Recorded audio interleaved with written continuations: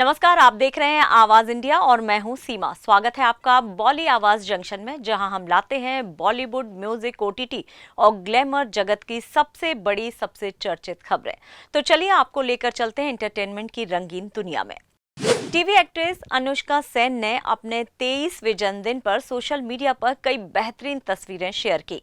Anushka black shirt dress में, red lipstick और खुले बालों में बेहद खूबसूरत दिख रही थी। उन्होंने अपने माता पिता और अपने डॉगी के साथ कई तस्वीरें शेयर की। अनुष्का ने फायर, केक और दिल वाले इमोजी के अलावा भी कई इमोजी बनाए हैं। अनुष्का ने इन तस्वीरों पर फैंस जमकर प्यार बरसा रहे हैं। अनुष्का की इन सभी शानदार तस्वीरों पर फैंस ने जन्मदिन की शुभकामनाएं भी दी हैं और एक फैन ने लिखा है, जन्मदिन मुबारक हो अनु, जबकि दूसरे ने लिखा, सुंदर लुक। आपको बता दें कि अनुष्का 2020 में मोस्ट स्टाइलिश यंग एक्ट्रेस का खिताब भी जीत चुकी हैं। अनुष्का ने बालवीर, झांसी की रानी जैसे कई टीवी सीरियल से दर्शकों का मनोरंजन किया है। अनुष्का एक एक्ट्रेस होने के साथ ही साथ सोशल मीडिया इन्फ्लुएंसर भी हैं। उनके फैंस उनकी तस्वीरों को बेहद पसंद करते हैं। धनुष ने अपनी फिल्म रांझना के बदले गए क्लाइमैक्स पर नाराजगी जताई है। फिल्म को एआई के जरिए नए क्लाइमैक्स के साथ री रिलीज किया गया है, जिसमें धनुष और फिल्म के निर्देशक आनंद एल राय दोनों ही खुश नहीं हैं।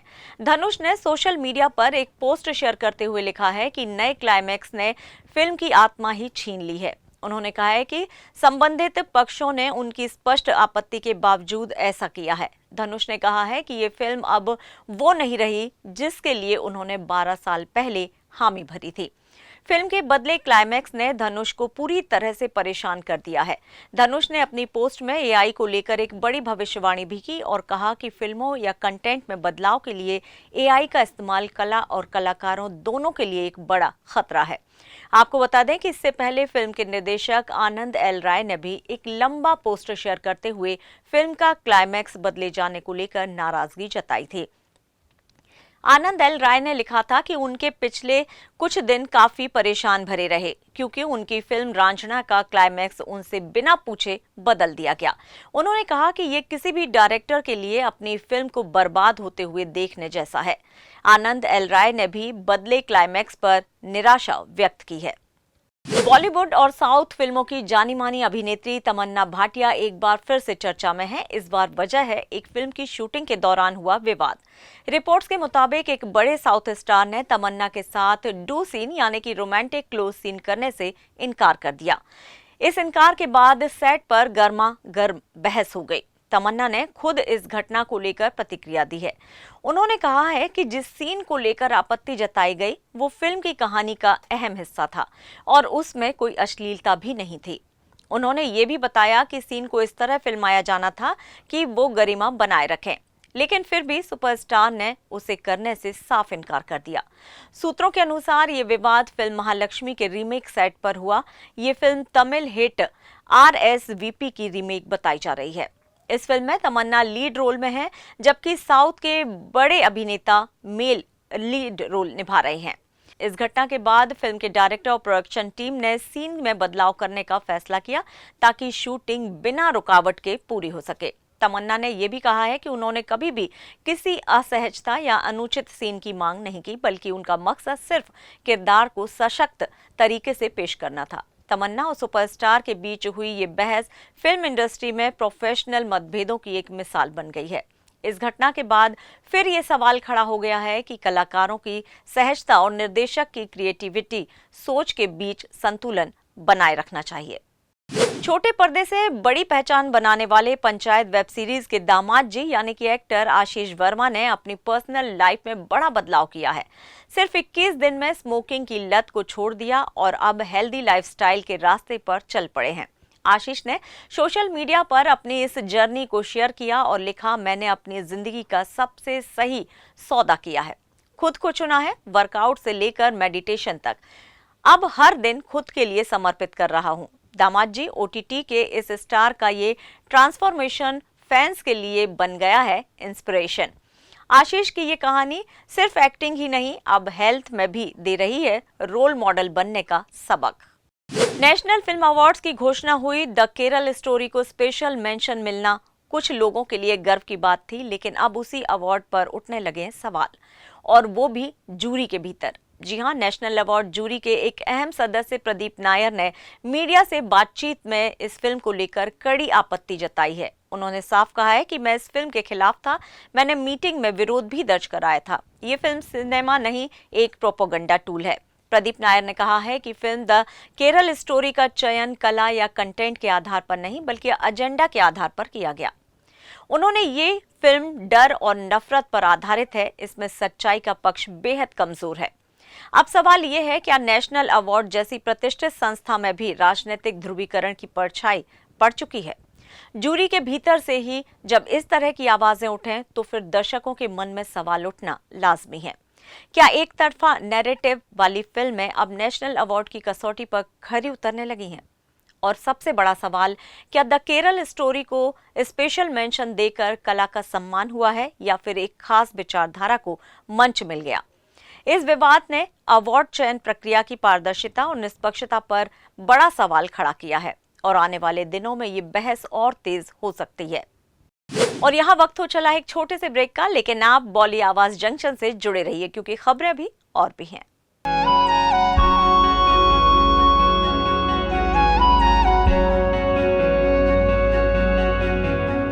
आवाज इंडिया, आवाज इंडिया, आवाज इंडिया, आवाज इंडिया, इंडिया, इंडिया, आवाज इंडिया।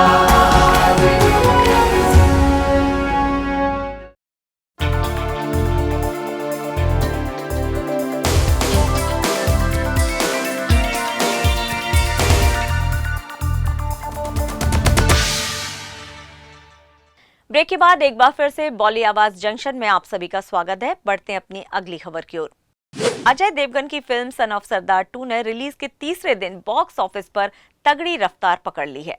जहां शुक्रवार और शनिवार को फिल्म की कमाई ठीक ठाक रही, वहीं रविवार को दर्शकों की भीड़ ने थिएटर में रौनक बढ़ा दी। रिपोर्ट्स के मुताबिक फिल्म ने तीसरे दिन यानी कि संडे को करीब 11.75 करोड़ रुपए का कलेक्शन किया। इसके साथ ही पहले वीकेंड की कुल कमाई 26.25 करोड़ रुपए पहुंच चुकी है। फिल्म को नॉर्थ बेल्ट में खासा रिस्पांस मिल रहा है और पंजाब हरियाणा में से अच्छा फुटफॉल मिला है। अब निगाहें सोमवार के कलेक्शन पर है, जो तय करेगा कि फिल्म लंबी रेस का घोड़ा है या सिर्फ वीकेंड स्टार। फिलहाल तो सन ऑफ सरदार 2 की रफ्तार ने अजय देवगन के फैंस के चेहरे पर मुस्कान जरूर लाती है। बॉक्स ऑफिस पर तहलका मचाने की तैयारी में है साउथ के थलाइवा। जी हां, रजनीकांत की मच अवेटेड फिल्म कुली इस बार 14 अगस्त को रिलीज होने जा रही है, लेकिन दर्शकों के लिए एक झटका लेकर आई है। ये खबर पूरे 400 करोड़ की बजट में बनी इस मेगा फिल्म को central board of film certification यानी कि CBFC ने ए सर्टिफिकेट थमा दिया है। यानी साफ है कि इस फिल्म को अब 18 साल से कम उम्र के बच्चे या फिर परिवार के साथ बैठकर देखना मुमकिन नहीं होगा। रजनीकांत भले ही 74 साल के हो गए हों, लेकिन पर्दे पर उनकी एंट्री और एक्शन का जलवा आज भी बरकरार है।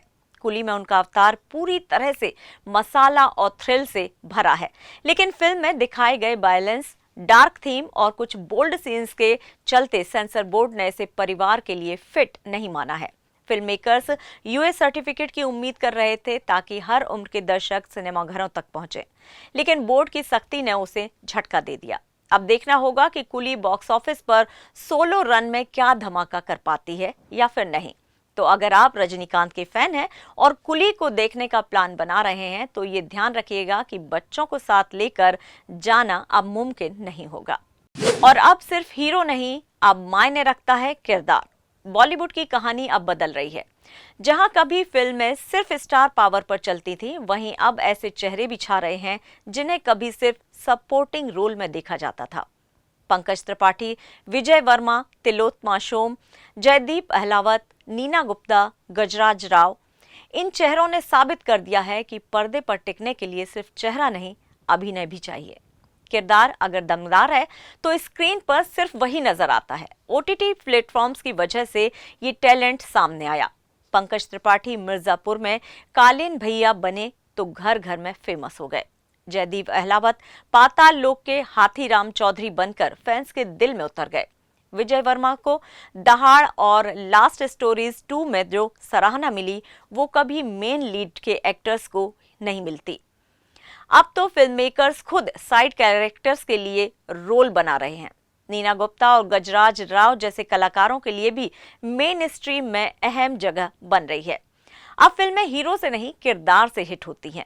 एक समय था जब इन चेहरों को सिर्फ फिलर के तौर पर देखा जाता था, लेकिन अब ये चेहरे कंटेंट के हीरो हैं और यही है बॉलीवुड की नई स्क्रिप्ट, जहां स्टोरी में स्टार से ज्यादा स्ट्रॉन्ग कैरेक्टर की पूछ है। तो अगली बार जब आप कोई फिल्म या वेब सीरीज देखें तो ध्यान दीजिएगा कहीं कोई साइड रोल वाला आपकी नजर न चुरा ले, क्योंकि अब किरदार ही असली हीरो है। सुपरस्टार मोहनलाल एक बार फिर से बिग बॉस मलयालम सीजन 7 के साथ टीवी पर उतर आए हैं। शो का ग्रैंड प्रीमियर बेहद धमाकेदार अंदाज में हुआ, जहां 20 से ज्यादा कंटेस्टेंट ने शो में एंट्री ली। इस बार की सबसे बड़ी चर्चा बनी मॉडल और एक्ट्रेस गिजेल थकराल और फिटनेस मॉडल आर्यन काथुरिया की एंट्री। वहीं पहले ही दिन हुए एक टास्क में आर्यन कथुरिया, बिन्नी नुबिन और शानमेश ने बाजी मार ली। उन्हें पूरा बैगेज अपने पास रखने का मौका मिल गया। इस बार बिग बॉस हाउस भी खास है, जिसे चेन्नई की ईवीपी फिल्म सिटी में इंडो कंटेम्प्रेरी थीम पर डिजाइन किया गया है।